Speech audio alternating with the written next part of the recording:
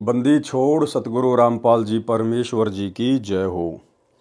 परमपिता परमात्मा सारी सृष्टि के रचनहार कुल मालिक असंख्य ब्रह्मांडों के स्वामी जगत गुरु तीनों लोकों में प्रवेश करके सबका भरण पोषण करने वाले राजाधिराज आत्माधार नाथों के नाथ देवों के देव महादेव सर्वेश्वर महेश्वर मृत्युंजय अजरो अमर आदि अनादि सनातनी प्रभु जगत पिता जगदीश्वर श्री श्री 1008 की उपाधि के वास्तविक अधिकारी अकाल मूर्त सौद स्वरूपी राम वासुदेव सर्वगतम ब्रह्म परम पूज्य प्रथम पूज्य परम संत परम पुरुष परम धनी परम दयालु सत्य कबीर हक्का कबीर अल्लाहु कबीर अल्लाहु अकबर बाखबर अल्लाह ताला जगत के तारणहार जगत के मुक्तिदाता जगत के जगन्नाथ हारे के सहारे हिंदुओं के राम मुसलमानों के अल्लाह सिखों के वाहेगुरु ईसाइयों के मसीह दया के सागर दयानिधि करुणा के सागर करुणानिधि स्वयंभू परिभू संकट मोचन कष्ट हरण मंगल करण दुख भंजन अविगत कबीर निर्विकार निर्विषम परमात्मा अलय अलेख सतगुरु आदि अनादि सतगुरु असली मर्यादा पुरुषोत्तम असली राम असली कृष्ण असली घनश्याम असली मुरारी राजाओं के राजा महाराजाओं के महाराजा शहंशाहों के शहंशाह सम्राटों के सम्राट भगवानों के भगवान अल्लाहों के अल्लाह प्रभुओं के प्रभु मसीहाओं के मसीह सच्चे वाहिगुरु बाबाओं के बाबा पीरों के पीर सेठों के सेठ जगत सेठ सावड़सा सेठ सर्वगुण संपन्न अनंत कोटि कलाओं के स्वामी अनंत कोटि ब्रह्मांडों के नायक योगियों में महायोगी ध्यानियों में महाध्यानी सिद्धों में परम सिद्ध ज्ञानियों में तत्वज्ञानी ब्रह्म ज्ञानी महाज्ञानी परम ज्ञानी सर्वश्रेष्ठ ज्ञानी विज्ञानी युवा कबीर समृत कबीर ऐशमवाद अमित ओजा सच्चे रहनुमा करीम अल्लाह सुभान अल्लाह दुनिया के अंतिम पैगंबर 8 सितंबर 1951 से गांव धनाना जिला सोनीपत हरियाणा भारतवर्ष की पावन भूमि पे प्रकट रियल कल की भगवान श्री नारायण साकार हरि श्री बाबा साहिब शब्द स्वरूपी राम संत श्रोमणी सतगुरु रामपाल जी परमेश्वर जी के चरण कमल में साध संगति से जुड़े हुए देश विदेश से हम सभी सत्सेवक भाई बहनों का अनंत कोटि दंडवत प्रणाम। सत्साई भाई और बहनों, दया पूज्य गुरुदेव भगवान की सारी सृष्टि के मालिक की सतगुरु रामपाल जी परमेश्वर जी की, जिनके शुभ आशीर्वाद से साध संगति से जुड़कर अपनी आत्मा के कल्याणार्थ हेतु गुरुदेव के तत्व ज्ञान को आधार बनाकर आप और हम सभी भगत भाई बहन निरंतर भक्ति मार्ग में आगे की ओर बढ़ रहे हैं। भाई और बहनों, पूज्य गुरुदेव जी के कर कमल से लिखित पवित्र ग्रंथ कबीर सागर के सरलार्थ के ऊपर वीडियो बनाने की श्रृंखला जारी है और आज इस श्रृंखला में हमारा ये 60 नंबर का वीडियो है। प्रत्येक वीडियो में गुरुदेव के आशीर्वाद से हमें बहुत कुछ सीखने और समझने को मिलता है। तो चलिए आज हम आगे बढ़ते हैं। कर्म बंधन तथा छुटकारा, कबीर सागर का सरलार्थ, पेज नंबर 587। ये परमेश्वर ने कुछ वाणियाँ लिखी हुई हैं। अष्ट कर्म विधि जैन बखाना बहुरी मीमांसा कर्म प्रधाना सत्य कबीर कहे पुनि ऐसे सब जीव कर्म फंद में पैसे। ये कुछ वाणियाँ हैं कबीर सागर के सरलार्थ से। नीचे लिखा है भावार्थ। परमेश्वर कबीर जी ने बताया है कि सर्व प्राणी कर्मों के वश जन्मते मरते तथा कर्म करते हैं। कर्मों के बंधन को सतगुरु छुड़ा देते हैं। कौन छुड़ा देता है? सतगुरु, क्योंकि सतगुरु स्वयं परमेश्वर हैं। सार शब्द गुप्त रखने का कहना, यानी धर्मदास जी को परमेश्वर कबीर जी के द्वारा 650 साल पहले सार शब्द को गुप्त रखने की कहना। ये कुछ वाणियाँ हैं उसकी, नीचे उसका सरलार्थ किया हुआ है गुरुदेव ने। भावार्थ। परमेश्वर कबीर जी ने धर्मदास जी से प्रतिज्ञा कराई थी कि सार शब्द को गुप्त रखना है, अपने परिवार को भी नहीं बताना है। यदि यह सार शब्द बाहर चला गया तो बिचली पीढ़ी यानी कलयुग के 5505 वर्ष बीतने पर जो भक्ति युग प्रारंभ होगा वह बिचली पीढ़ी परमेश्वर कबीर जी ने कही है।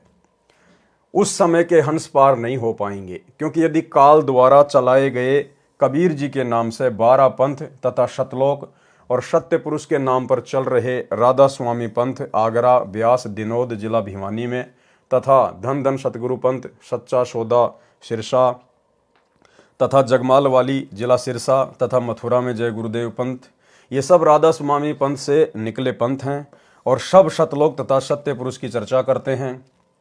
इनके संतों को सत्यनाम तथा सार शब्द का पता चल गया तो ये भी यही मंत्र दीक्षा में दिया करेंगे। ये अधिकारी होंगे नहीं, जिस कारण से सतनाम तथा सार शब्द उनसे प्राप्त करके जाप करने से लाभ नहीं होगा। उस समय सन 1997 तक ये पंथ चरम पर होंगे, करोड़ों अनुयायी बन चुके होंगे। जब हम जाएंगे या अपना निजी दास भेजेंगे।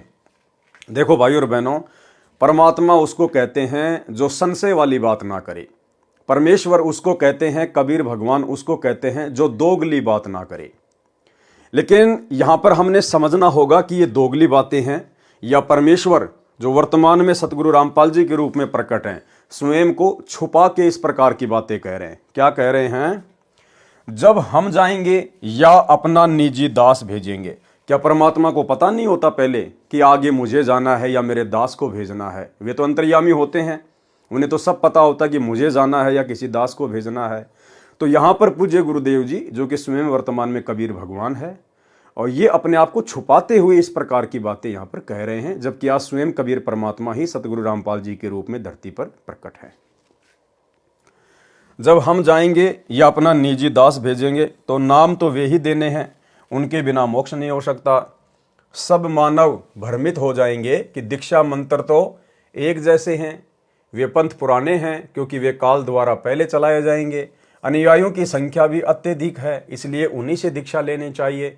इस प्रकार सार शब्द का भेद अन्य को लगने से मेरे मिशन यानी योजना का नाश हो जाएगा, तुझे महापाप लगेगा। फिर बताया है कि हे धर्मदास, आपने जन्म जन्मांतर में भक्ति की थी, जिस कारण से यह सार शब्द तुझे दिया है।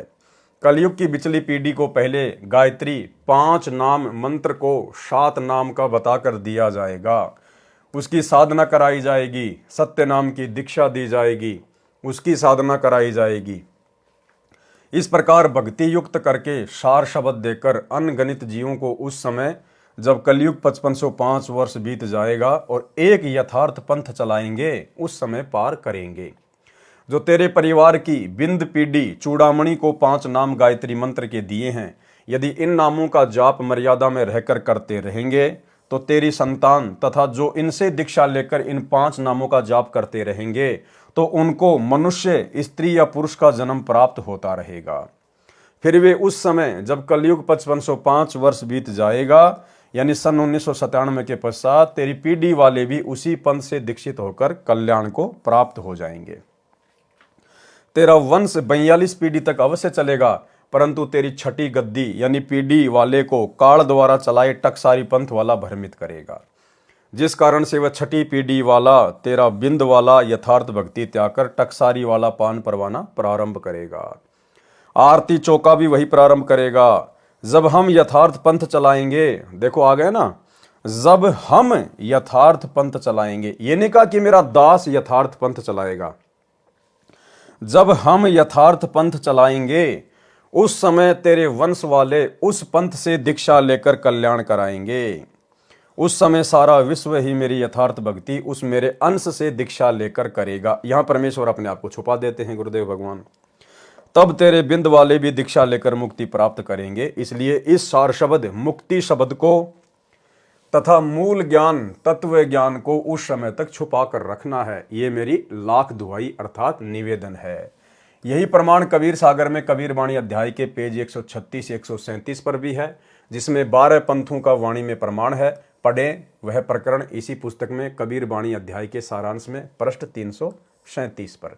यानी कबीर परमेश्वर जी ने धर्मदास जी को बताया कि धर्मदास, मैंने तेरे को 42 पीढ़ी यानी तेरा वंश चलेगा 42 पीढ़ी तक, 42 पीढ़ी तक तेरे वंश में भक्ति चलेगी। ये आदेश नहीं दिया था परमात्मा ने, यह आशीर्वाद नहीं दिया था। केवल 42 पीढ़ी तक तेरा वंश चलेगा, और जब तेरी छठी पीढ़ी वाला आएगा उस समय काल मेरे समानांतर जो 12 पंथ चलाएगा, उनमें जो टकसारी पंथ वाला है, नकली कबीर पंथ वाला, वो तेरी छठी पीढ़ी वाले को भ्रमित कर देगा। और आज वर्तमान में पूरा का पूरा कबीर पंथ भ्रमित है छठी पीढ़ी के बाद में। तो धर्मदास को चिंता होगी, फिर मेरे वंशज पार कैसे होंगे? आपने ना तो इनको सार नाम दिया, ना सार शब्द दिया, ना सतनाम दिया। तो परमात्मा ने कहा कि देख, मैंने चूड़ामणि को जो 5 मंत्र दे दिए ना, गायत्री मंत्र दे दिया जो प्रथम मंत्र, अगर तेरे वंश वाले, तेरी पीढ़ी वाले और तेरी पीढ़ी वालों से नाम उपदेश लेकर जो जो व्यक्ति स्त्री या पुरुष इन मंत्रों का जाप करता रहेगा मर्यादा में रह के, उनको मनुष्य जन्म प्राप्त होते रहेंगे उस बिचली पीढ़ी के समय तक। 1997 वाले समय तक। और उस समय भाई हम स्वयं जाएंगे, एक नया पंथ चलाएंगे, और उस समय उन सभी आत्माओं को मैं फिर से अपनी शरण में लूंगा। और यदि वे मेरे से उपदेश लेकर आजीवन भक्ति करेंगे तो तेरी पीढ़ी वाले भी पार होंगे, अन्यथा नहीं हो पाएंगे। जीव धर्म बोध पेज 31, 1939 से 41, 1949 तक सामान्य ज्ञान है। पृष्ठ 35, 1943 पर लिखा है कि साखी तीर्थ गए एक फल, संत मिले फल चार, सतगुरु मिले अनेक फल, कहे कबीर विचार। भावार्थ, तीर्थ पर जाने का एक फल यह है कि कोई पूर्ण संत मिल जाता है, जिस कारण से उस भ्रमित आत्मा को सच्चा मार्ग मिल जाता है। संत गरीबदास जी ने भी कहा है कि गरीब मेले ठेले जाइए, मेले बड़ा मिलाप, पत्थर पानी पूजते कोई साधु संत मिल जाते। भावार्थ, संत गरीबदास जी ने कहा है कि तीर्थों पर जो भक्तों के मेले लगते हैं वहां जाते रहना, हो सकता है कभी कोई संत मिल जाए। लेकिन भाइयों और बहनों, यदि आपको पूर्ण संत मिल गया है, जैसे वर्तमान में धरती पर पूर्ण संत केवल सतगुरु रामपाल जी हैं, जब आपको उस पूर्ण संत की शरण मिल गई है, उसके बाद ये वाणी हमारे ऊपर लागू नहीं है। उस पूर्ण संत से उपदेश लेने के बाद में हमने फिर मेले ठेले में, तीर्थों पर यहां बिल्कुल धक्के नहीं खाने हैं। ये वाणी तो केवल उस समय के लिए है जब तक आपको पूर्ण संत नहीं मिलता है। तब तक आप तीर्थों पे जाते रहिए, मेले में जाते रहिए, धार्मिक जगहों पर जाते रहिए। क्या पता आपको कोई पूर्ण संत मिल जाए और आपको अपने संपर्क में ले ले, आपको अपनी शरण में ले ले। लेकिन जब हम उसकी शरण में आ जाते हैं, उसके बाद फिर हमने मंदिर, मस्जिद, चर्च, गुरुद्वारे, धार्मिक स्थल, तीर्थ वगैरह, मेले वगैरह हमने कहीं नहीं जाना है। केवल फिर अपनी भक्ति और मर्यादाओं का ध्यान रखना है और कल्याण हो जाए। जैसे धर्मदास जी तीर्थ भ्रमण पर मथुरा वृंदावन गया था, वहां स्वयं परमेश्वर कबीर जी ही जिंदा संत के रूप में मिले और धर्मदास जी का जन्म ही सुधर गया, कल्याण को प्राप्त हुआ। संत मिले फल चार का भावार्थ है कि संत के दर्शन से परमात्मा की याद आती है। कबीरा दर्शन साधु का, मुख पर बसे सुहाग, और दर्शन उन्हीं को होते हैं जिनके पूर्ण भाग। तो सबसे पहला फल तो क्या है कि पूर्ण संत के दर्शन मात्र से भी हमारे असंख्य पाप कर्म नष्ट होते हैं। संत मिले फल चार का भावार्थ है कि संत के दर्शन से परमात्मा की याद आती है। ये ध्यान यज्ञ है। संत से ज्ञान चर्चा करने से ज्ञान यज्ञ का फल मिलता है। ये दूसरा फल है। तीसरा फल, जब संत घर पर आएगा तो भोजन की सेवा का फल मिलेगा। तथा चौथा फल, यदि संत नशा नहीं करता है तो उसको रुपया या कपड़ा वस्त्र दान अवश्य देता है। इस प्रकार संत मिले फल चार, जब सतगुरु मिल गए तो सर्व मिल गए, मोक्ष भी मिल गया। कबीर सागर में ज्ञान का अज्ञान बनाने का प्रमाण जीव धर्म बोध पेज 37, 1945 पर लिखी वाणी में है। कबीर खड़े बाजार में गलकटों के पास, जो कोई करे सो भरेंगे, तुम क्यों भये उदास। वास्तविक वाणी इस प्रकार है, कबीरा तेरी झोपड़ी गलकटियन के पास, जो करेंगे सो भरेंगे, तू क्यों भया उदास। जीव धर्म बोध पृष्ठ 38, 1946 पर, काल कराल आप ही जानी, ब्रह्मा विष्णु महेश भवानी। संत गरीबदास जी ने भी कहा है कि तीनों देवा काल हैं, ब्रह्मा विष्णु महेश, भूले चुके समझियो सबका हूं आशीष। गरीब ब्रह्मा विष्णु महेश्वर माया और धर्मराया कहिए, इन पांचों मिल प्रपंच बनाया, वाणी हमरे लइए। कबीर परमेश्वर जी ने जीव धर्म बोध पेज 40, 1948 पर कहा है कि सब ही संत श्रुति कहें बखानी, नर स्वरूप नारायण जानी। लिखो भेद वेद वेदांता पुराना, जबूर तोरेत इंजिल कुराना। सब ही मिल करते निर्धारा, नर प्रभु निज स्वरूप संवारा। निश्चय नर नारायण देही, ऋषि मुनि प्रभु को निराकार कहे ही। वेद पढ़े पर भेद न जाने, बाँचे पुराण 18। सब ग्रंथ कहें प्रभु नराकार, ऋषि कहें निराकार। सब ग्रंथ कहें प्रभु नराकार, नराकार मानी नर आकार, मानव सदृश से है परमात्मा, साकार है। ये कौन कहते हैं? सब ग्रंथ कहें प्रभु नराकार, यानी भगवान नर आकार में है, साकार है। और ऋषि कहें निराकार, निराकार मानी अदृश्य, दिखाई नहीं देता। तो ऋषियों ने वेदों को ढंग से समझा नहीं। जीव धर्म बोध पृष्ठ 41, 1949 पर वाणी, उत्तम धर्म जो कोई लखी पाए, आप कहे औरन बताए।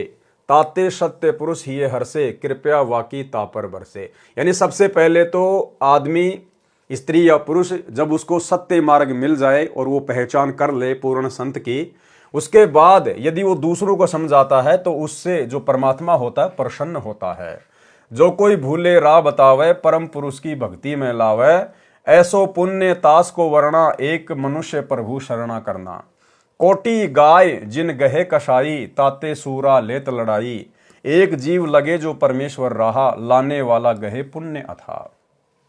भावार्थ, परमेश्वर कबीर जी ने कहा है कि एक मानव, स्त्री या पुरुष उत्तम धर्म यानी शास्त्र अनुकूल धर्म क्रम में पूर्ण संत की शरण में आता है, औरों को भी राह यानी मार्ग बताता है, उसको परमेश्वर हृदय से प्रसन्न होकर प्यार करता है। जो कोई एक जीव को परमात्मा की शरण में लगाता है तो उसको बहुत पुण्य होता है। एक गाय को कसाई से छुड़वाने का पुण्य एक यज्ञ के तुल्य होता है। करोड़ गायों को छुड़वाने जितना पुण्य होता है, उतना पुण्य एक जीव को काल से हटाकर पूर्ण परमात्मा की शरण में लगाने का मध्यस्थ को होता है। जीव धर्म बोध, पृष्ठ 42 1950 से 61 1969 तक का सारांश। पृष्ठ 42-43 पर सामान्य ज्ञान है। जीव धर्म बोध, पृष्ठ 44 1952 पर। परमात्मा की कृपा बिना परिश्रम अर्थात कर्म भी साथ नहीं देता। चौपाई। पुरुषार्थ की ऐसी बातें कर अवश्य पुरुषार्थ ताते, यथा किसान की किसानी कर ही, उपजे अन्न पेट निज भर ही। हल बाही अवश्य ते ही करना, भली भांति निज खेत संवरना। बीज बोए रखवाली कीजे, पशु पंछी से बचाव करीजे। करी निज श्रम विनसे प्रभु पाही, भरे खेत वर्षा करिताही। जो ईश्वर वर्षा नहीं करही, व्यर्था किसानी ताकी पर ही। जो बरसे वर्षा सुकाला, तो किसान सो होए निहाला। जो आलस करके नर कोई, संशय पे हल जोते नहीं सोई। बीज न बोए न कर रखवारी, बरसे घन अरु भरसे कियारी। ताहे अनफल हाथ न आए, मूर्ख मिथ्या आस लगाए। यानी गुरुदेव भगवान हमें समझाना चाहते हैं कि परमात्मा की विशेष कृपा, रजा और मेहर के बिना भगत की भक्ति भी सफल नहीं हो सकती है। एक छोटे से सत्संग में गुरुदेव भगवान ने बताया कि पुण्यात्माओं, आप इस भूल में ना रह जाना कि आप केवल अकेले अपनी भक्ति के बलबूते पे पार हो जाओगे। ये भक्ति करने वाले लाखों लाखों साल जिनकी उम्र थी, दिन में सैकड़ों मालाएं फेरा करते थे, पता नहीं कितने चले गए ऐसे, आज वो गधे की योनि में घूम रहे हैं। भगत कभी भी अकेले भक्ति के बलबूते पर पार नहीं हो सकता, मोक्ष प्राप्त नहीं करवा सकता। सतगुरु की मेहर विशेष चाहिएगी, विशेष मेहर। इन बातां के पाइए कर सतगुरु नजर निहाल, और राजी कर सतगुरु रूठे नू। एक छोटा सा सत्संग गुरुदेव भगवान का। पुणात्माओं, आप केवल भक्ति से पार नहीं हो सकते, ये भूल मत करना। कहते इन बातां क्या पाइए कर सतगुरु नजर निहाल, के गुरु जी की कृपा, गुरु जी का क्या कृपा पात्र बना रहना पड़ेगा आपको। अगर आप जी ने कितनी भक्ति करते रहना और गुरु जी त्याग दिए तो कभी सतलोक नहीं जा सकते, इतनी बात बना लेना। और पृथ्वी पर कोई संत नहीं है आज के दिन इस दास के अतिरिक्त। अभिमान नहीं, ये सच समझना। पृथ्वी ने 21 ब्रह्मांड में कोई नहीं है। तो भाई और बहनों, इसी प्रकार गुरुदेव ने यहाँ पर किसान का उदाहरण दिया है कि किसान ने मेहनत बहुत करी, खेत को संवारा, बीज भी डाल दिया और पशु पक्षियों से उसकी रक्षा भी कर रहा है। और यदि परमात्मा ने वर्षा नहीं करी, क्योंकि पहले के समय में जो खेती बाड़ी थी वो वर्षा पे निर्भर होती थी, पहले ट्यूबवेल वगैरह लाइट थी नहीं, तो ट्यूबवेल वगैरह होती नहीं थी, तो वर्षा के ऊपर ही खेती बाड़ी निर्भर होती थी। तो मान लीजिए किसान ने अपना पूरा काम कर लिया, लेकिन वर्षा अगर परमात्मा ने नहीं की तो उसकी सारी फसल बर्बाद। ठीक इसी प्रकार भगत बहुत भक्ति कर रहा है, अच्छी बात है, मर्यादा भी निभा रहा है, लेकिन परमात्मा की विशेष मेहर बिना उसकी भक्ति सफल नहीं हो सकती। और परमात्मा भगत पर मेहर कब बरसाएगा, किस भगत पर बरसाएगा, वो भी गुरुदेव ने एक सत्संग में बताया, छोटा सा सत्संग। कहते हैं तुम्हारा जो कल्याण कैसे होगा कि सतगुरु जो तत्वदर्शी संत है उसको नजर निहाल कर के इतना उनके अनुसार उनके मर्यादा में चल के वो तेरे ऊपर गदगद हो जाए। वो संत के मेरी प्यारी आत्मा परमात्मा को पाने के रास्ते पर बिल्कुल सही चल रही है। तो अंदर से जो एक हिलोर आती है संत के अंदर से, जिस भक्त की, जिस बहन भाई की क्रियाओं से जो प्रसन्न हो जाता है कि ये सही मर्यादा में चला, तो वो जो एक रजा आती है उसके बाद फिर एक उसके प्रति एक कसक जाती है कि बहुत अच्छी। और परमात्मा अपने बच्चे पर मेहर रखना, ऐसे ही चले। तो वो एक आशीर्वाद आपको एक्स्ट्रा मिलता है जिसको ग्रेस मार्क कहते हैं। तो यहां कहते हैं इन बातों के पाइए कर सतगुरु नजर निहाल। मान ले तनी वो ज्ञान भी हो गया कैसे ऐसे होता तो, और सतगुरु नजर निहाल हुआ नहीं, तुझे सार नाम फिर सार शब्द मिला नहीं तो अभी बात बिगड़ेगी। इसलिए ये कल्याण कहती है, ये बातें कहने सुन की ना है, कर पाड़ने की है। तो भाई और बहनों, आप और हमें समझ में आ गया होगा, यदि हमने सतगुरु की मेहर प्राप्त करनी है तो हमने सतगुरु के प्रत्येक वचन पर और आधीन भाव से चलना पड़ेगा। परमात्मा आधीन विनम्र भगत से प्रसन्न होता है, और जिस भगत में विनम्रता नहीं है, वो चाहे कितना ही बड़ा भगत है, कितनी भक्ति करता है, कितना दान पुण्य करता है, परमात्मा उस पर अपनी मेहर नहीं बख्शेगा। आपने पिछली वीडियो में देखा, गुरुदेव ने बताया कि हज़रत सुलेमान जो कि मुसलमान धर्म में एक पैगंबर हुए हैं, उन्होंने कहा है कि अगर राई जितना भी अभिमान जीव में रह गया तो वो बहिश्त यानी स्वर्ग में नहीं जा सकता। तो हमने तो सतलोक जाना है, स्वर्ग से करोड़ों शंखों कोष आगे ऊपर। तो भाई और बहनों, भला हम कैसे पार हो जाएंगे, हम कैसे सतलोक चले जाएंगे अगर हमारे अंदर अभिमान शेष रह गया तो गुरुदेव भगवान उसी आत्मा पे अपनी मेहर बख्शेंगे, रजा बख्शेंगे जो भक्ति भी करेगा, मर्यादा में भी रहेगा, भगत के सारे गुण भी अपने ऊपर धारण करेगा और विशेष आधीनी भाव में रहेगा।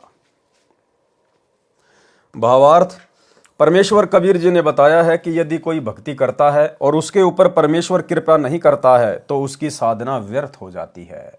कहने का तात्पर्य है कि भक्ति करता है और मन में अभिमान भी रखता है तो उस पर परमेश्वर की कृपा अर्थात वर्षा नहीं होती, जिस कारण से उसकी भक्ति नष्ट हो जाती है।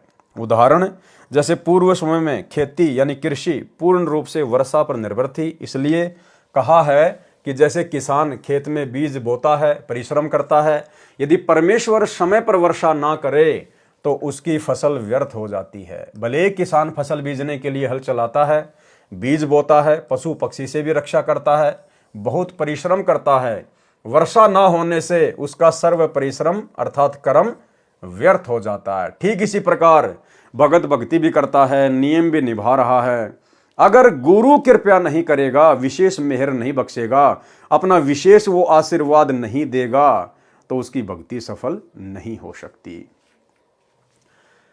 कर्म न यारी देत है भस्मा गिर भस्मंत, कर्म व्यर्थ है तास का जो रीझे नहीं भगवंत। जो खेत में बीज नहीं बोता है फिर वर्षा हो जाती है, यदि वह मूर्ख फसल पाने की आशा लगाता है तो भी व्यर्थ है। भावार्थ है कि भक्ति कर्म भी करे और परमेश्वर का कृपा पात्र भी बना रहे तो जीव को लाभ मिलता है। जीव धर्मबोध पेज 46 1954 पर मनुष्य को नित्य कर्म वर्णन चौपाई। भोर ही उठ नित्य कर्म करीजे, करी तन शुद्ध भजन चित दीजे। प्रभु प्रति विनय बचनते मांगे, महादीन है ताके आगे। मोर मनोरथ कर प्रभु पूरा, दीन बंधु कीजिए दुख दूरा। सर्व समय तू ही जग करता, तेरो हुक्म सर्व पर बरता। मोर उद्धार करो प्रभु सोई, विघ्न बिहाय कृपया तो होई। गुरु अचारज को निज टेरे, सदा सहायक अपनो हेरे। बार बार करो प्रभु प्रति विनती, यद्यपि सो न करे कछु न गिनती।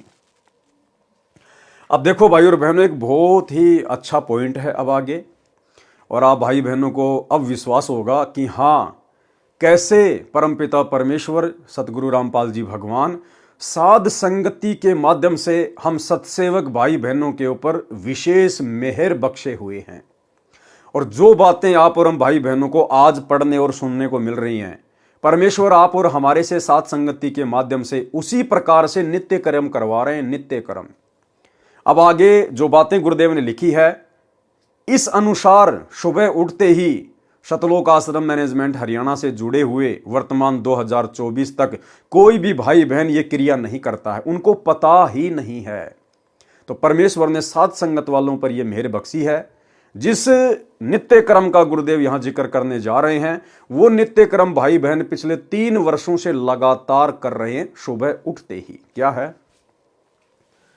कबहू के दाया प्रभु की होई, दुख दरिद्र सब डारे खोई। लाभ अलाभ एक समगनिये, सदा काल प्रभु गुनगुन बनिए। भावार्थ, परमेश्वर कबीर जी ने कहा है कि भगत को सुबह उठकर नित्य कर्म करना चाहिए। प्रथम वाणी में यानी पृष्ठ की वाणी नंबर 12 में लिखा है कि भोर ही उठी नित कर्म करीजे, करी तन शुद्ध भजन चित दीजे। सुबह उठते ही मंगलाचरण पढ़ें। क्या कह रहे हैं गुरुदेव? सुबह उठते ही मंगलाचरण पढ़ें। तो आप और हम सभी सत्सेवक भाई बहन मंगलाचरण पढ़ते हैं कि नहीं पढ़ते? हम तो रात को सोते हैं उससे पहले भी मंगलाचरण करते हैं। घर से बाहर निकलते हैं बच्चे स्कूल के लिए या अन्य व्यक्ति अपने कार्य के लिए तो भी हम मंगलाचरण करते हैं। गाड़ी लेकर निकलते हैं तो गाड़ी चलते ही मंगलाचरण शुरू हो जाता है। तो आप और हम सभी भगत भाई बहन सुबह उठते ही क्या करते हैं? मंगलाचरण। सुबह उठते ही मंगलाचरण पढ़ें। यदि याद है तो मौखिक मन मन में या बोलकर उच्चारण करें, उसके पश्चात निमन शब्द बोलें। फिर मंगलाचरण के बाद में कौन सी वाणियां बोलनी है? समरथ साहिब रतन उजागर, सत्य पुरुष मेरे सुख के सागर, जूनी संकट मेटो गुसाई, चरण कमल की मैं बलि जाही, भाव भक्ति दी जो परवाना, साधु संगति पूर्ण पद ज्ञाना, जन्म कर्म मेटो दुख दुंदा, सुख सागर में आनंद कंदा, निर्मल नूर जहूर जुहारम, चंद्र गता देखो दीदारम, तुम हो बंकापुर के वासी, सतगुरु काटो यम की फांसी, मेहरबान हो साहिब मेरा, गगन मंडल में दीजो डेरा, चकवे चिदानंद अविनाशी, रिद्धि सिद्धि दाता सब गुण राशि, पिंड पुराण जिन दीन दाना, गरीब दास जाकू कुर्बाना। तो आप और हम सभी भगत भाई बहन सुबह उठते ही इसी प्रोसीजर को फॉलो करते हैं। सबसे पहले बैठे बैठे या उठकर या हाथ मुंह धोकर, जैसे भी है, दरबार साहिब के आगे खड़े होकर या अपने बिस्तर पर, जैसे भी है, सुबह उठते ही सबसे पहले हम मंगलाचरण करते हैं। उसके बाद हम सतगुरु महिमा की ये 8 वाणियां बोलते हैं। और ये प्रोसीजर पिछले 8 वर्षों से साध संगति में चला हुआ है। और सभी भगत भाई बहनों को ये इस प्रकार का एक पोस्टर बना के, इस प्रकार का A4 साइज का ये पैम्पलेट बना के, ये उसके पीछे का भाग है जिस पर नियम और मर्यादाओं के विषय में परमात्मा ने दास से एक शब्द बनवाया था, वो लिखा हुआ है। और ये उसका जो है फ्रंट पेज है जिसमें पूज्य गुरुदेव जी की फोटो, और नीचे देखो ये महिमा की 8 वाणियां लिखी हुई है पूरी की पूरी। और सभी भाई बहनों को यही कहा गया था कि सुबह उठते ही हमने सबसे पहले मंगलाचरण करना है, फिर सतगुरु महिमा की ये 8 वाणियां हमने प्रतिदिन बोलनी है। यदि आपको याद नहीं है तो आप इस पैम्पलेट को हाथ में लेकर बोल सकते हैं। तो भाई और बहनों, परमात्मा के हिसाब से कौन चल रहा है? कबीर सागर के सरलार्थ के हिसाब से भक्ति कहाँ हो रही है? शतलोक आश्रम मैनेजमेंट हरियाणा में या फिर साध संगति में। और ये कुछ नियम और मर्यादाओं के बारे में परमात्मा ने शब्द लिखवाया था। तो भाई और बहनों, मर्यादाओं के बिना तो भक्ति सफल हो ही नहीं सकती। तो गुरुदेव के आशीर्वाद से हम इस शब्द को एक बार गाएंगे ताकि हमें दोबारा से याद हो, हमारे अंदर एक ताजगी बनी रहे, मर्यादाओं को लेकर कोई भूल ना पड़े कि मुख्य मुख्य क्या मर्यादा है गुरुदेव भगवान की। भाई घर छूटो या जग रूठो, चाहे रूठो ये संसारा हो, कौन सुने मेरी काल नगर में, जय गुरु रूठ गया मारा हो, गुरु रूठ गया मारा हो। भाई मांस मदिरा सुल्फा गांजा, ना गुटका बीड़ी पीना हो, मांस मदिरा सुल्फा गांजा, ना गुटका बीड़ी पीना हो, महापाप इसको छूने का, ये प्रथम वचन निभाना हो, प्रथम वचन निभाना हो। घर छूटो या जग रूठो, चाहे रूठो ये संसारा हो। कौन सुने मेरी काल नगर में, जय गुरु रूठ गया मारा हो, गुरु रूठ गया मारा हो। दूसरा नियम क्या है? भाई मंदिर मस्जिद तीर्थ दर्शन ना पूजू मात मसाणी हो। मंदिर मस्जिद तीर्थ दर्शन ना पूजू मात मसाणी हो। अस्थि विसर्जन पितर पूजा ना बूजा पड़वाणी हो, ना बूजा पड़वाणी हो। भाई घर छूटो या जग रूठो, चाहे रूठो ये संसारा हो। कौन सुने मेरी काल नगर में, जय गुरु रूठ गया मारा हो, गुरु रूठ गया मारा हो। आगे तीसरे नंबर का नियम, भाई मक्का मदीना अमरनाथ चाहे काशी धाम छुड़ानी हो। मक्का मदीना अमरनाथ चाहे काशी धाम छुड़ानी हो।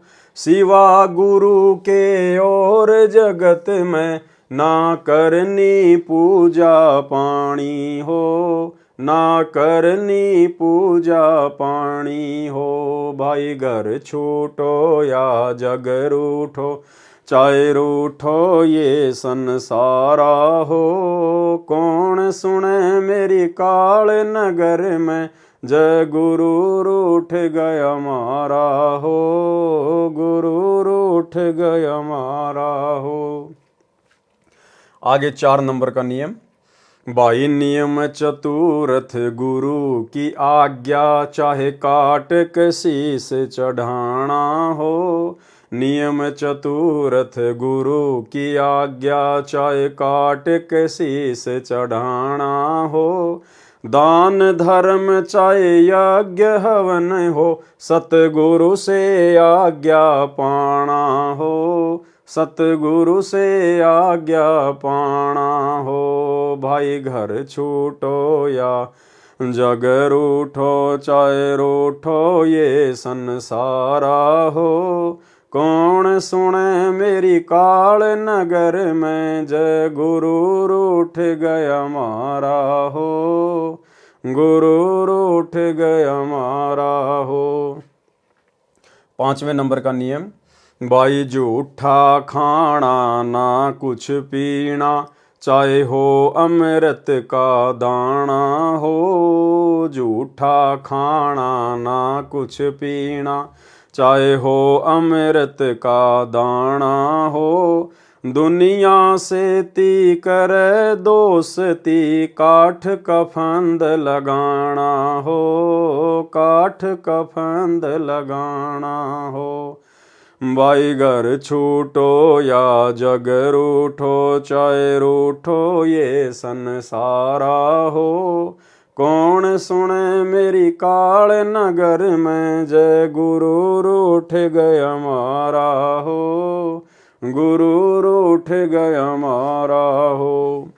आगे 6 नंबर का नियम, भाई 6 मासी बरसो दी सरादा ना कोई पिंड भराना हो। 6 मासी बरसो दी सरादा ना कोई पिंड भराना हो।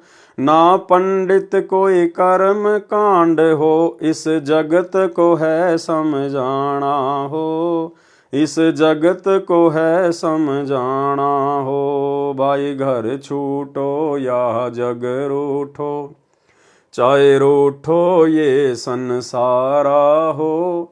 कौन सुने मेरी काल नगर में, जय गुरु रूठ गया मारा हो, गुरु रूठ गया मारा हो। 7 नंबर का नियम, भाई देवी धाम पे पशु की गर्दन ना बाल वहाँ कटवाना हो। देवी धाम पर पशु की गर्दन ना बाल वहाँ कटवाना हो।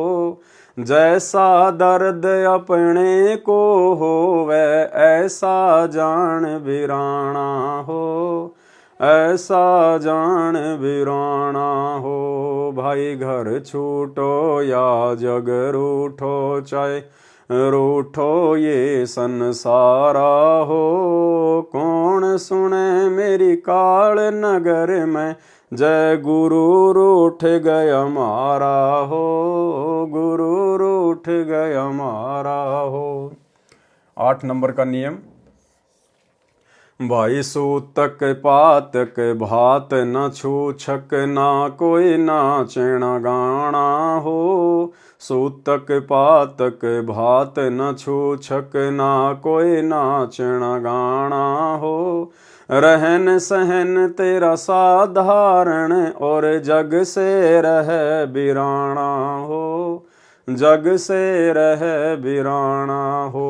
भाई घर छूटो या जग रूठो, चाहे रूठो ये संसारा हो।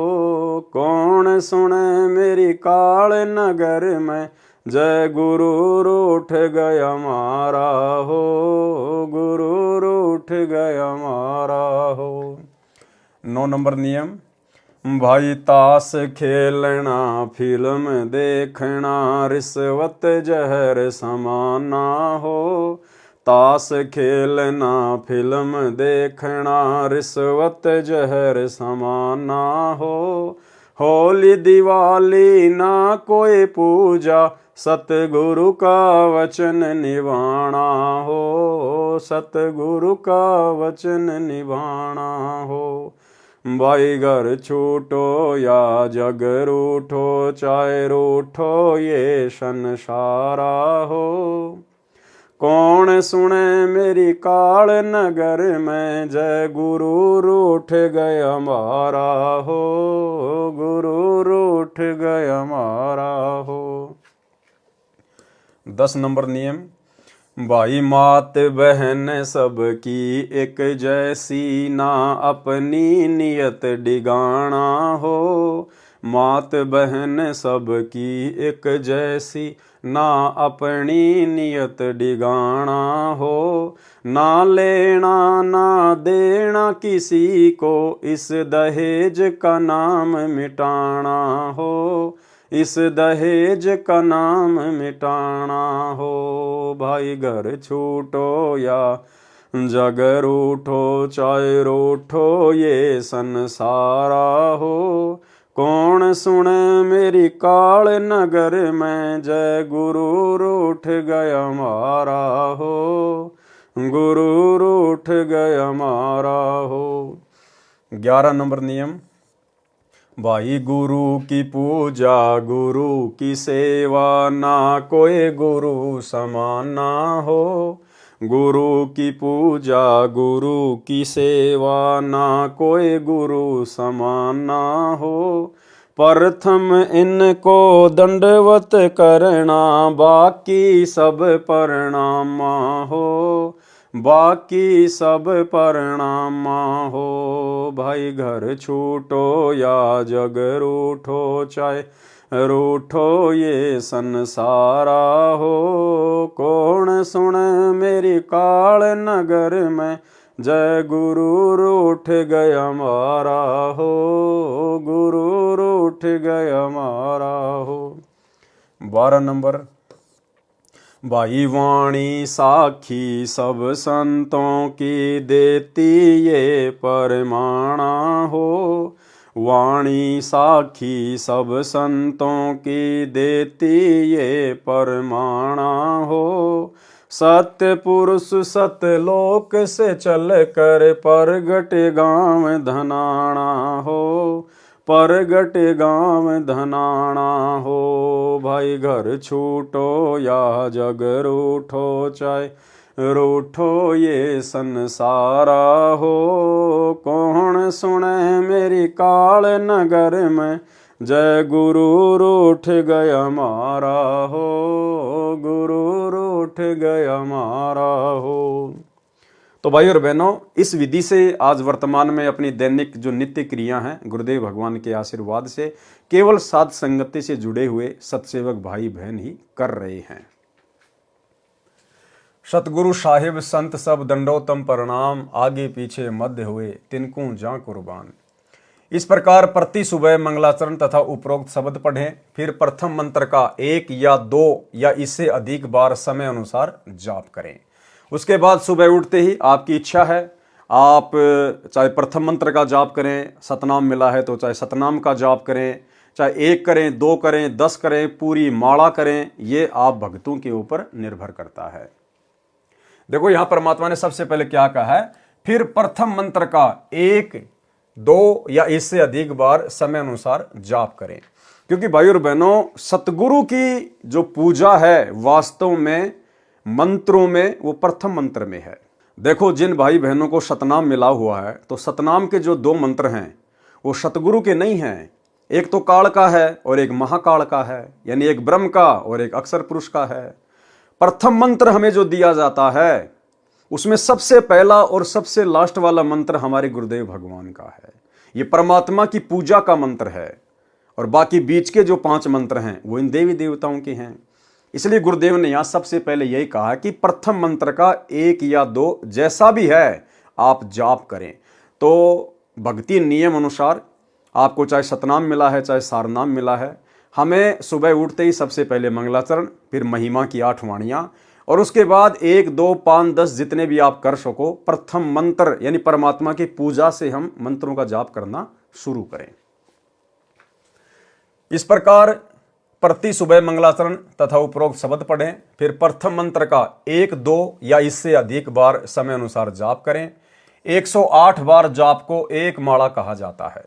फिर सुबह का पाठ भक्ति बोध वाला करें। दिन में यदि सतनाम प्राप्त नहीं है तो प्रथम मंत्र का जाप करते रहें। दोपहर 12 बजे के पश्चात दिन में असुर निकंदन रमेणी करें। सुबह का नित्य नियम रात्रि के 12 बजे के बाद सुविधा अनुसार दिन के 12 बजे तक कर सकते हैं। मंत्र जाप कभी भी कर सकते हैं। वैसे नित्य नियम यानी सुबह के नित्य कर्म सूर्योदय के 1 घंटा पहले या बाद में किया जाता है। यदि आगे पीछे भी करना पड़े तो समान लाभ ही मिलता है। ये सारी बातें शंका समाधान पुस्तक के अंदर परमात्मा ने बहुत विस्तार से लिखवाई हुई हैं। जिनको सतनाम प्राप्त है वे दिन में सतनाम का जाप करें, जिनको सारनाम प्राप्त है वे दिन में सारनाम का जाप करें। इसका मतलब ये नहीं कि रात में जाप ना करें। भाई रात तो वैसे सोने का समय होता है ना, इसलिए परमात्मा ने रात का नाम नहीं लिया, दिन का नाम लिया है। अन्यथा रात्रि में जब भी आपकी आंखें खुलें आप जी सतनाम भी कर सकते हैं, सारनाम भी कर सकते हैं, प्रथम मंत्र का भी जाप कर सकते हैं। यदि इच्छा हो तो प्रथम मंत्र भी कर सकते हैं, परंतु सत्यनाम प्राप्त होने के पश्चात सत्यनाम का जाप अधिक करना है।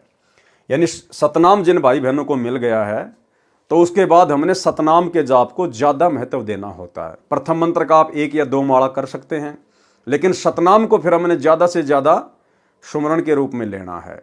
चलते फिरते, खाते पीते, उठते बैठते, काम धंधा करते करते, यानी सतनाम मिलने के बाद में प्रथम मंत्र की कम से कम 1 माला, 2 कर सको तो बहुत अच्छी बात है। इसके बाद हमने सतनाम को ज्यादा महत्व देना है। सतनाम की आप चाहे 10 माला करो, 20 करो, चाहे 50 करो, यह आपके ऊपर निर्भर करता है। सारनाम में सतनाम का लाभ भी मिलता है, इसलिए सारनाम मिलने के पश्चात सतनाम के जाप की कोई आवश्यकता नहीं रह जाती। यदि सारनाम के जाप में कठिनाई आए तो पहले कुछ मिनट अकेला सतनाम का जाप करना चाहिए, फिर शीघ्र ही सारनाम का जाप करना चाहिए। शाम के समय संध्या आरती करनी चाहिए। इसको करने का सही समय सूर्य अस्त के समय है। यदि किन्हीं कारणों से आगे पीछे करनी पड़े तो भी समान लाभ मिलता है। विशेष परिस्थिति में संध्या आरती सूर्य अस्त से 1 घंटा पहले तथा रात्रि के 12 बजे से पहले तक भी कर सकते हैं। असुर निकंदन रमैणी भी विशेष परिस्थितियों में दिन के 12 बजे से रात्रि के 12 बजे तक कर सकते हैं, समान लाभ मिलेगा। लेकिन इसको प्रतिदिन करने का अभ्यास ना बनाएं। देखो जो नियम बता दिए गुरुदेव ने वो तो नियम ही है। गुरुदेव ने नित्य नियम का सही समय बताया, सूर्योदय के 1 घंटा पहले यानी 5 बजे के आसपास का समय। असुर निकंदन रमैणी का उचित समय बताया दिन के 12 बजे से 2 बजे के बीच का, और संध्या आरती का उचित समय बताया सूर्य अस्त के समय। विशेष समय तो यही है। बाकी गुरुदेव ने हमें छूट दे रखी है, वो बात अलग है। लेकिन परमात्मा ये कह रहे हैं कि आप फिर इसको रोजाना वैसे ही ना करना शुरू कर दें। भाई कभी कभार आपको समय नहीं है, आप समय पर नित्य नियम नहीं कर पाए, तो फिर आप आगे पीछे कर सकते हैं जो समय परमात्मा ने जो बता दिया है एक्स्ट्रा। लेकिन इसको रोजाना नियम ना बनाएं कि अभी तो दिन के 12 बजे तक का समय है, कर लेंगे आराम से, क्या जल्दी है। अरे रात के 12 बजे तक का बताया गुरुजी ने रमेणी का, कर लेंगे। परमात्मा कहते हैं इसको फिर रोजाना का वो टाइम टेबल ना बनाओ, वो तो केवल विशेष परिस्थितियों में है। अगर आप इसको फिर रोजाना उसी हिसाब से करने लग जाओगे तो फिर वो लाभ आपको नहीं मिलेगा। यदि आप यात्रा में हैं तो आप यात्रा में तीनों संध्या कर सकते हैं, मंत्र भी कर सकते हैं। यदि आप सुबह भ्रमण के लिए जाते हैं और आपको सुबह का नित्य कर्म याद है तो सैर करते करते भी कर सकते हैं। लेकिन भाई और बहनों, जब आपको ज्ञान हो जाएगा, इस परमात्मा की महिमा का पता चल जाएगा कि मनुष्य शरीर क्यों मिला है, फिर आप कभी भी टहलते टहलते घूमते घूमते नित्य नियम नहीं करोगे। चाहे आपको याद है चाहे नहीं है, आप विधि अनुसार ही करोगे, बैठकर या खड़े होकर अपने घर पर समय निकालकर। यदि आप सुबह भ्रमण के लिए जाते हैं और आपको सुबह का नित्य कर्म याद है तो सैर करते करते भी कर सकते हैं।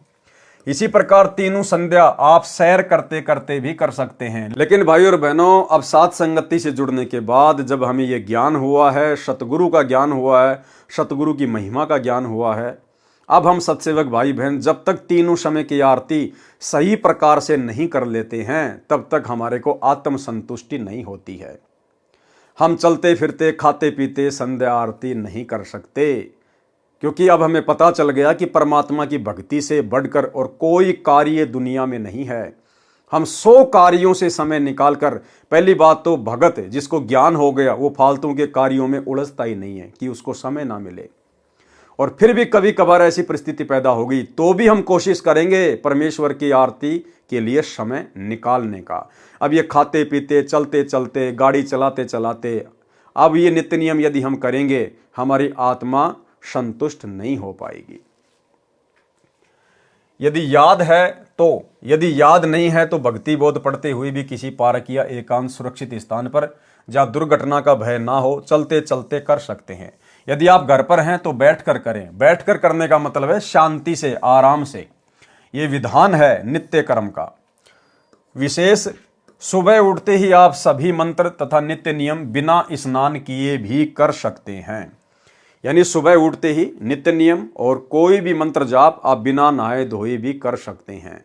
लेकिन भाई और बहनों, अब साथ संगति से जुड़ने के बाद हमें शुद्धता और स्वच्छता का भी पता चल गया है कि जो भाई बहन रजोगुण से दूर नहीं हैं और जिन्होंने रात्रि में शारीरिक मिलन किया है या शारीरिक मिलन ना किया है और यदि पास पास में लेटे हैं, सोए हैं, तो उन भाई बहनों को सुबह स्नान करना ही चाहिए।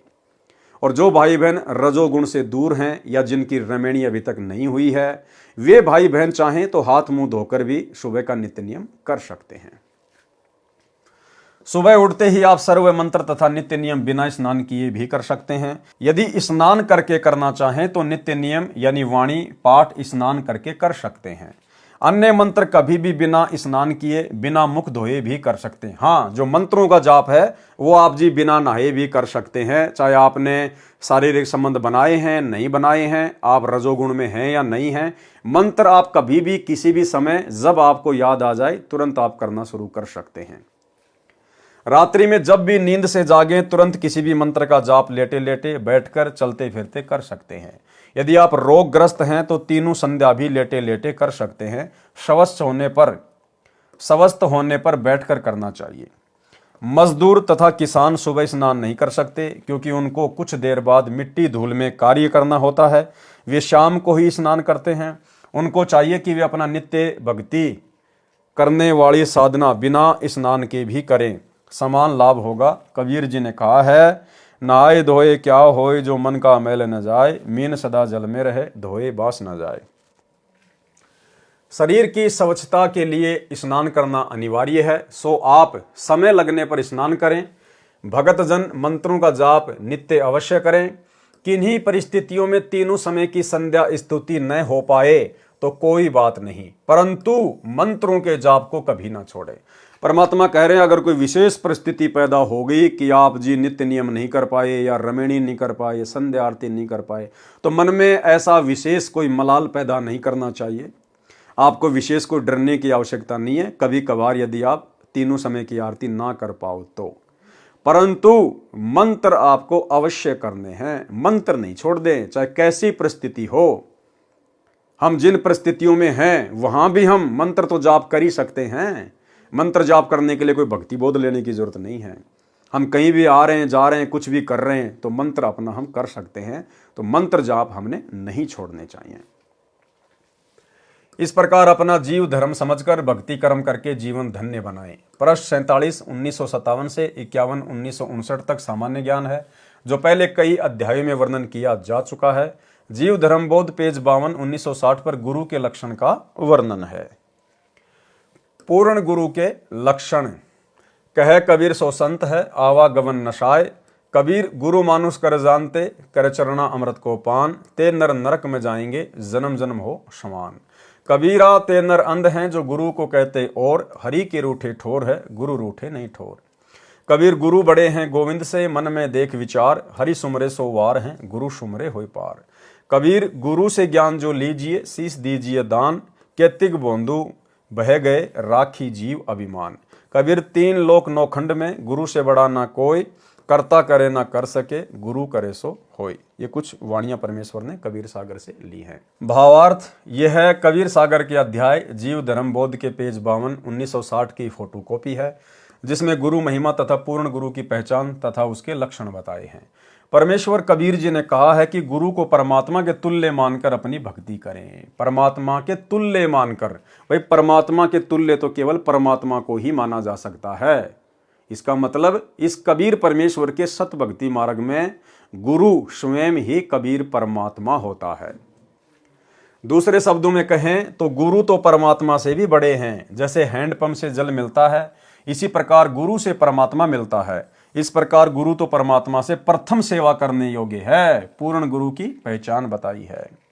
गुरु के लक्षण 4 बखाना। प्रथम वेद शास्त्र को ज्ञाना, दूजे हरि भक्ति मन कर्म वचन बानी, तृतीय सम दृष्टि कर जानी, चौथे वेद विधि सब कर्मा, ये 4 गुरु गुण जानो मर्मा। भावार्थ पूर्ण संत सर्व वेद शास्त्रों का ज्ञाता होता है।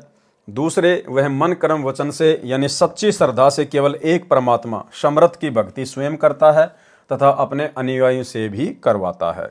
तीसरे वह सब अनुयायियों से समान व्यवहार यानी बर्ताव करता है। चौथे उसके द्वारा बताया गया भक्ति कर्म वेदों में वर्णित विधि के अनुसार होता है। ये 4 लक्षण गुरु में होते हैं। जो इन गुणों से युक्त नहीं है उसको पूर्ण गुरु नहीं कहा जाता। गुरु के प्रति शिष्य का व्यवहार, ये कुछ वाणियां हैं जो परमेश्वर ने ऐड की हैं कबीर सागर से। यहाँ इनका भावार्थ दिया है। ये कबीर सागर के अध्याय जीव धर्म बोध के पृष्ठ 54 1962 की फोटोकॉपी है। इसकी वाणी पढ़ने से ही स्पष्ट हो जाती है। पृष्ठ 53 से 69 तक सामान्य ज्ञान है जो पूर्व के अध्याय में वर्णित है। जीव धर्म बोध के पृष्ठ 70 1978 से 88 1996 तक सामान्य ज्ञान है जो बार बार पहले के अध्याय में वर्णन किया जा चुका है, जिसमें भिन्न भिन्न प्रकार की हठयोग साधनाओं का ज्ञान है जो शास्त्र विधि त्याग कर साधक करते हैं, जिनसे मोक्ष नहीं होता। अन्य सिद्धियां प्राप्त हो जाती हैं जिनके कारण संसार में प्रसिद्धि को प्राप्त हो जाता है, परंतु मोक्ष से वंचित रहकर पशु योनि को प्राप्त होता है। जीव धर्म बोध पेज 88 1996 पर बताया है कि सहज समाधि लगाएं और पूरे गुरु से सत्य साधना मंत्र प्राप्त करके मोक्ष प्राप्त करें। जीव धर्म बोध पेज 89 से 90 तक सामान्य ज्ञान है जो पहले के अध्यायों में बताया जा चुका है। जीव धर्म बोध पेज 91 1999 से 96 2004 पर इन प्रश्नों पर बनावटी वाणी है, कुछ कुछ ठीक है। सामान्य ज्ञान है जो पूर्व के अध्यायों में कई बार वर्णन हो चुका है।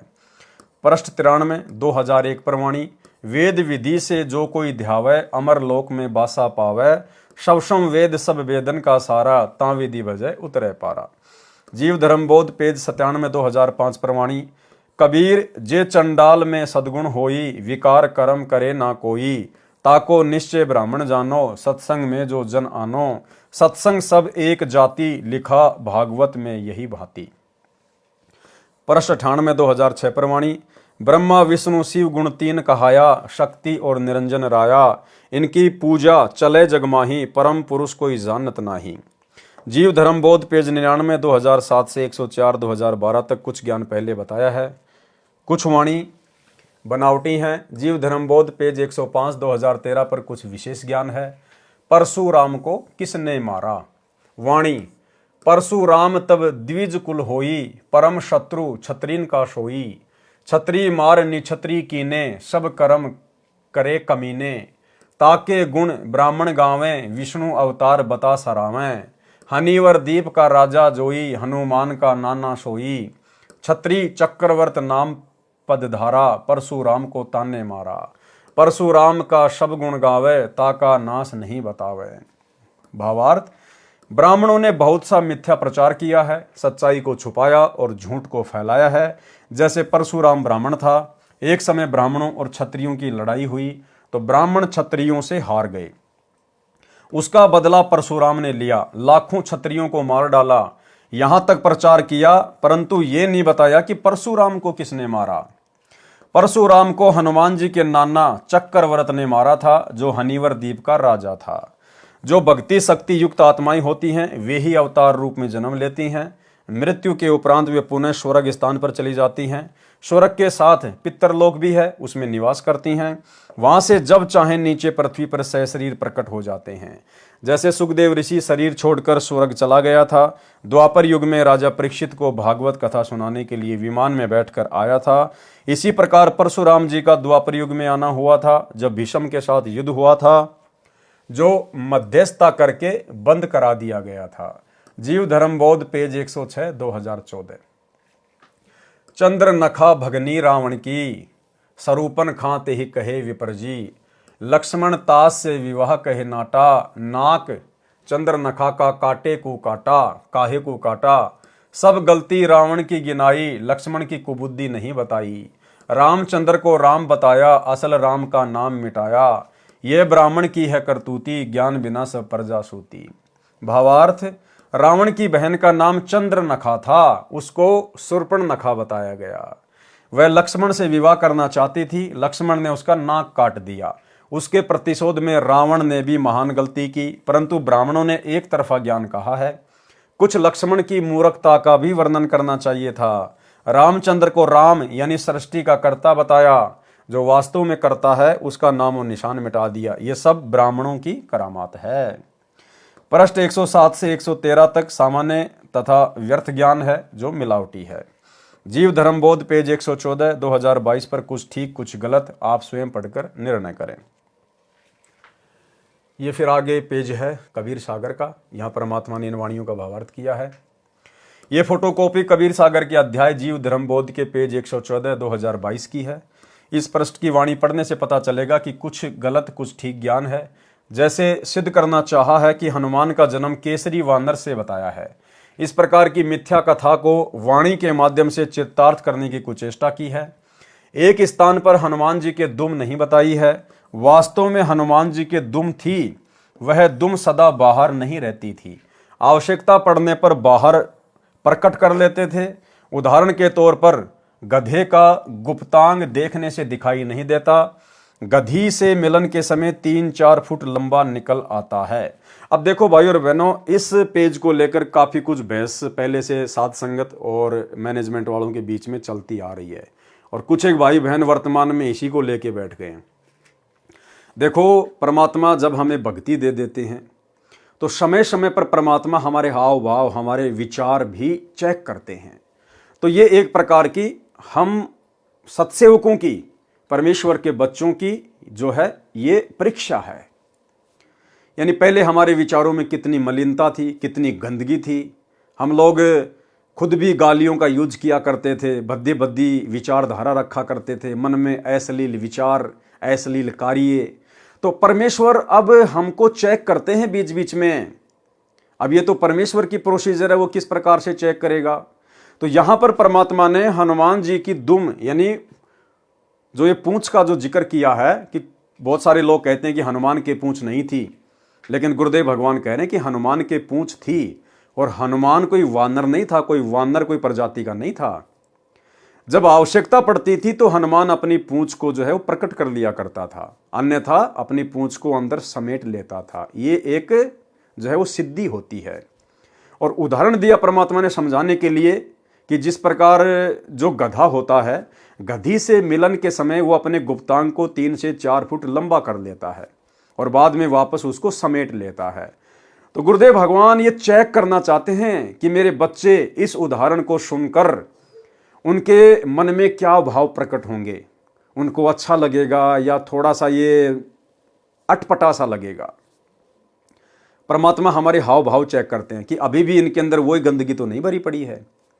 अगर इस गधे के गुप्तांग के उदाहरण को देखकर, सुनकर, पढ़कर यदि मेरे बच्चों को लगता है कि कुछ अच्छा सा नहीं लगा, तो समझो परमेश्वर ने हमारे अंदर अपना सद्गुणों का सॉफ्टवेयर डाल दिया है। अब अश्लील बातें, अश्लील विचार हमारे आसपास हों तो भी हमें अच्छे नहीं लगेंगे। तो ये हम भक्तों की जो है ये परीक्षा के लिए, और वैसे भी सांसारिक दृष्टि में इससे अच्छा उदाहरण और कोई नहीं हो सकता। बाकी उदाहरण तो बहुत है भाई और बहनों। परमात्मा चाहते तो आजकल जो प्रेशर वाले जैक हैं, आप जब उनको प्रेशर देंगे तो जैक के अंदर से वो स्टील का पाइप निकलेगा और जैसे आप उसकी हवा निकालोगे वापस आके जो है वो सिमट जाएगा।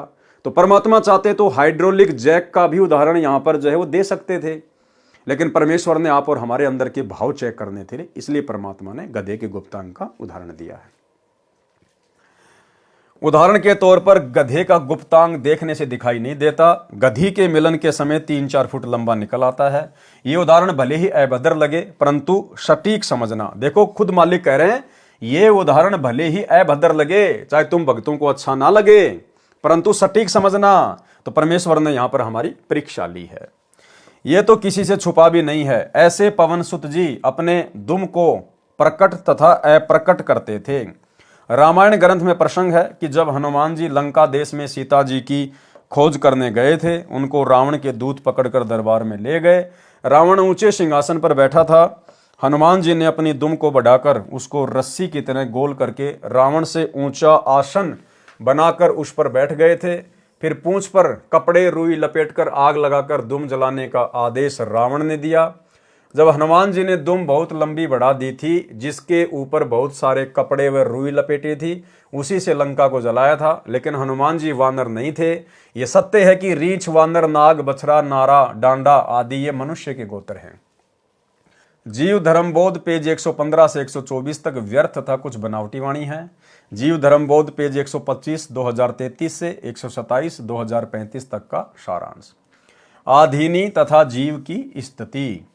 जैसे कथा सुनते हैं कि श्री कृष्ण जी ने दुर्योधन राजा का शाही भोजन, जिसमें सटरस तथा सर्व व्यंजन थे, छोड़कर आधीन तथा निर्धन भगत विदुर जी के घर सरसों का साग खाया था। कबीर जी कहते हैं कि हम भी इसी प्रकार अभिमानी के साथ नहीं रहते। और भाई और बहनों, विदुर के घर श्री कृष्ण जी का रूप बनाकर जिस महापुरुष ने भोजन किया था, वे स्वयं कबीर परमेश्वर सतगुरु रामपाल जी ही थे। श्री कृष्ण जी ने भोजन नहीं किया था। श्री कृष्ण का रूप बनाकर कबीर परमात्मा सतगुरु रामपाल जी गए थे। हम पूज्य गुरुदेव जी का एक शब्द है जिसको गाते हैं उनकी महिमा में कि तुम मिलकर संगत सारी जय बोलो बंदी छोड़ की। उसमें एक जगह परमात्मा लिखते हैं कि दुर्योधन की मेवा त्यागी और साग विदुर घर खात जी। दुर्योधन की मेवा त्यागी और साग विदुर घर खात जी, बण आए कृष्ण मुरारी जय बोलो बंदी छोड़ की। तो गुरुदेव ने कोई श्री कृष्ण जी की महिमा में थोड़ा ना लिखा यह शब्द, ये अपनी स्वयं की महिमा में लिखा है। अर्थात श्री कृष्ण जी का रूप बनाकर उस समय विदुर के घर वो भोजन कबीर परमेश्वर सतगुरु रामपाल जी ने खाया था। सर्व पुराण, चारों वेद, कतेब, तोरेत, इंजिल, जबूर, कुरान भी यही बात कहते हैं। इसमें बहुत सारी आधीनी के ऊपर वाणियां हैं जो परमात्मा ने यहाँ पर जिक्र की हुई है। हम आगे चलेंगे इसके भावार्थ में। पृष्ठ 126 का सारांश। भावार्थ पृष्ठ 126 पर बताया है कि भगत को अधीनता से रहना चाहिए, जिसके साक्षी श्री रामचंद्र तथा वेद व चारों कतेब भी बताए हैं। जीव धर्मबोध पेज 127 2035 का सारांश। भावार्थ जैसे एक भगतमती भीलनी थी, उसने प्रेम से बेर स्वयं चखे फिर कहीं खट्टे बेर श्री राम तथा लक्ष्मण को न खिला दूं, फिर झूठे बेर श्री रामचंद्र तथा लक्ष्मण को खाने को दिए। श्री रामचंद्र जी ने तो खा लिए, अब भाई और बहनों श्री रामचंद्र जी ने नहीं खाए थे। दास बहुत सारी वीडियो में इस बात का जिक्र कर चुका है कि उस समय श्री रामचंद्र जी के रूप में कबीर परमेश्वर सतगुरु रामपाल जी थे, क्योंकि भगत के भावों की जो कदर है केवल ये कबीर परमात्मा ही समझ सकता है। श्री रामचंद्र तो राजा था, राजा का बेटा था।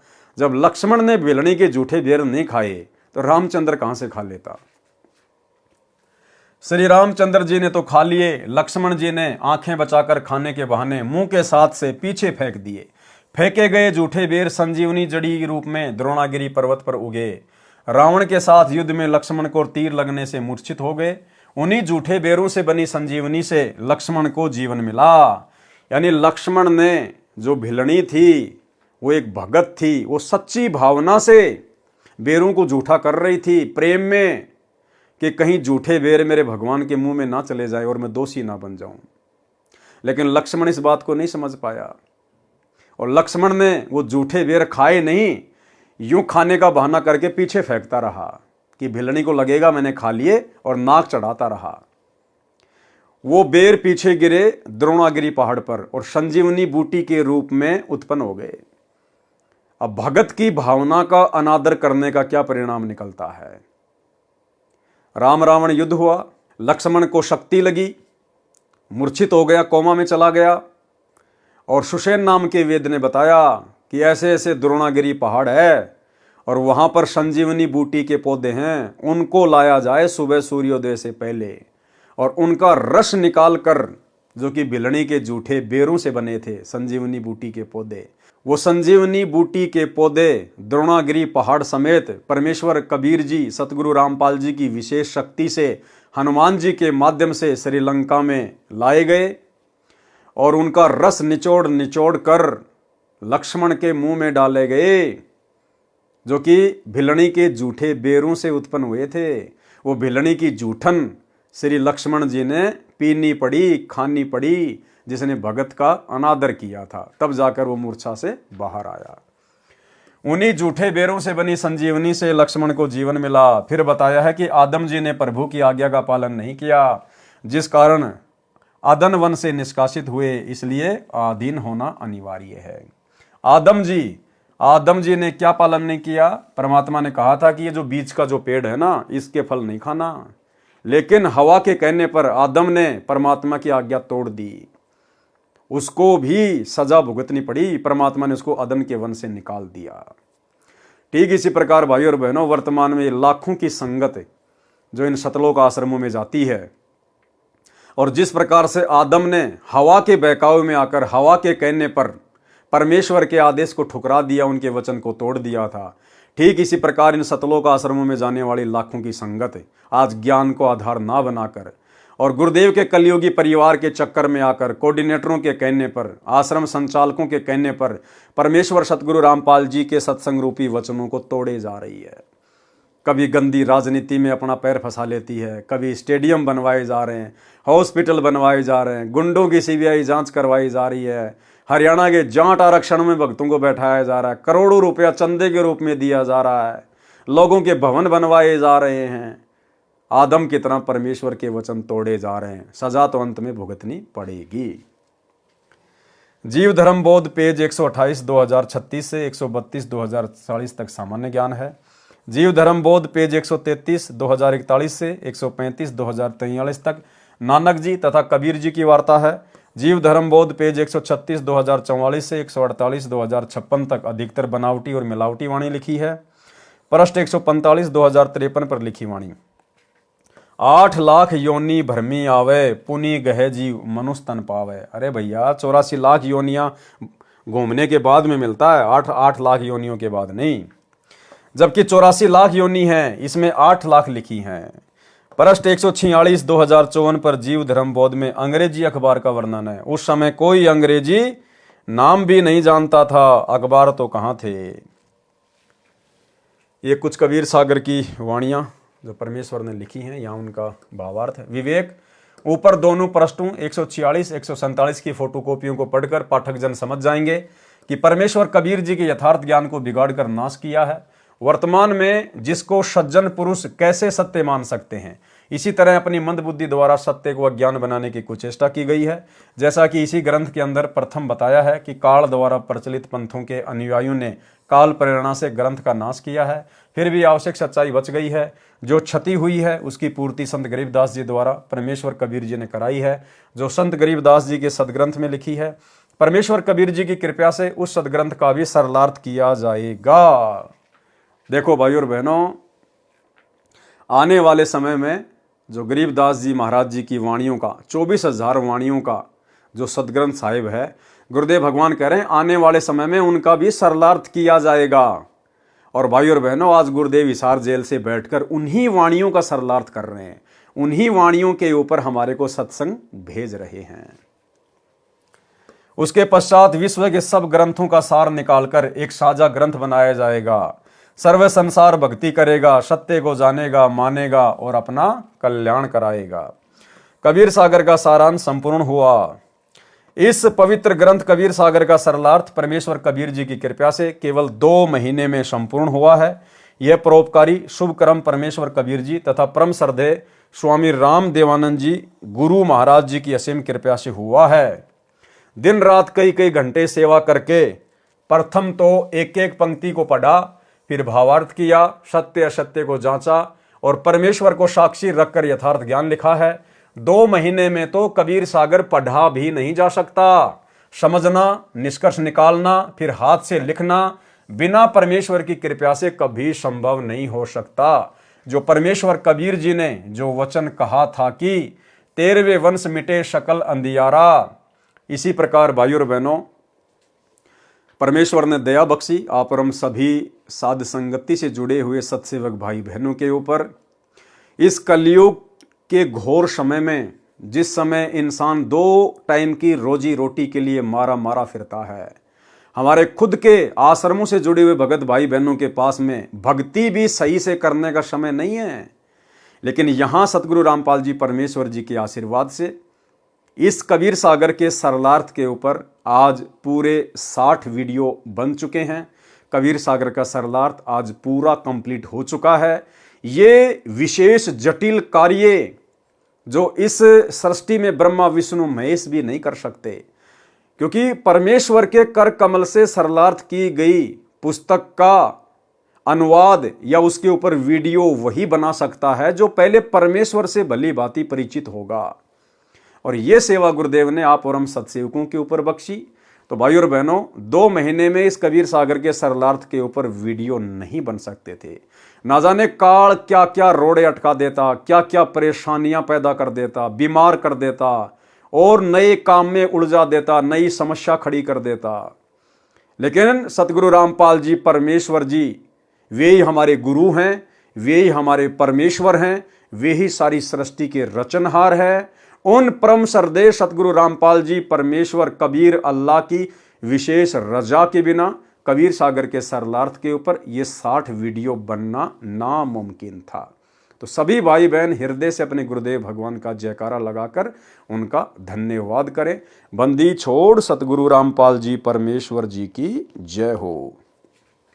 थोड़ा बहुत इसमें वर्णन और है, वो देख लेते हैं।